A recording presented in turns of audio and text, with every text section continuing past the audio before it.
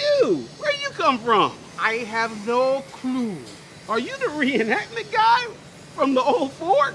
My name is Edward, not Guy, and I'm a blacksmith from Cheapside, London. A blacksmith from Cheapside, London? I'm a welder here at Lively Tech. We weld metal together. You forge metal together. That's really cool. Well, that's the last word I would use to describe our profession, and a worthy profession it is, with all of the horses' shoes to make, the swords to forge, and the nails to bend. You'll never be short of work. Well, we teach and train welding here. Welding? Yes, welding. We don't forge metal, but we weld the metal.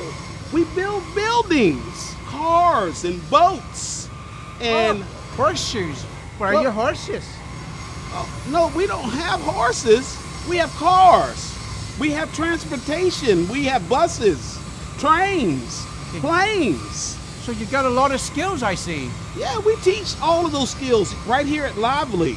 In welding, flux core, MIG, stick, all of those processes we teach right here at Lively.